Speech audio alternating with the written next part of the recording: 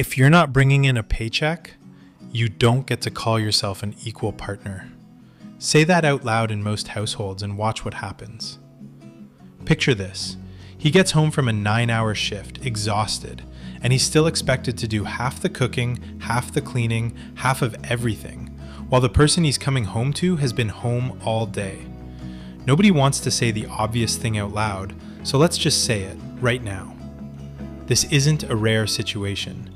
Ask around and you'll find this exact tension sitting quietly in a lot of households.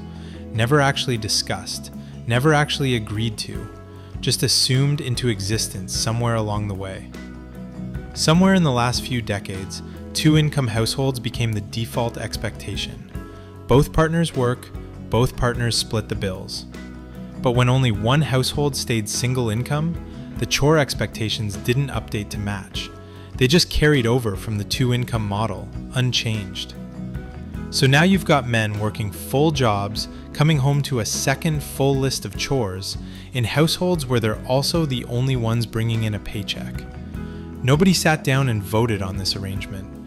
It just quietly stacked, one expectation on top of another until it became normal.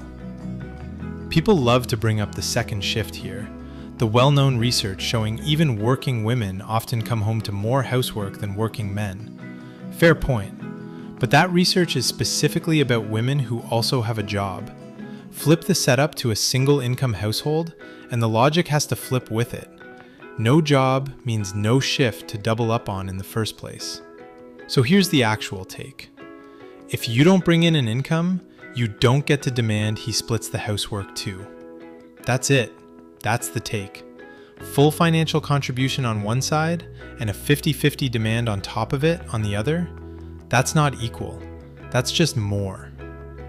And before the comments fill up, yes, running a house and raising kids takes real effort. Nobody's saying it doesn't. But there's a difference between effort and income, and a relationship isn't a charity. If one person is footing every single bill, the other person doesn't also get to hand them a second job the moment they walk through the door. Here's what actually happens when this doesn't get said out loud. It doesn't stay quiet forever. It turns into resentment.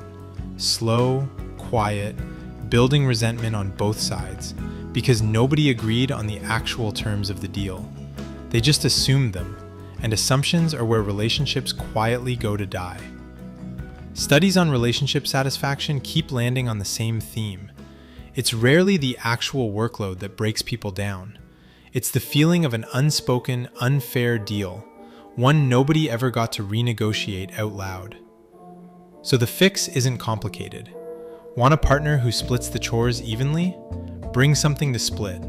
A paycheck, a shift, a side income, anything that puts real weight on both sides of the scale. Because equal was never supposed to mean one person works the job and the house, and the other just works the house. This was never about who works harder. It's about what equal actually means when you say it out loud, instead of just assuming the other person already agrees with your version of it. You don't have to agree with any of this, but be honest.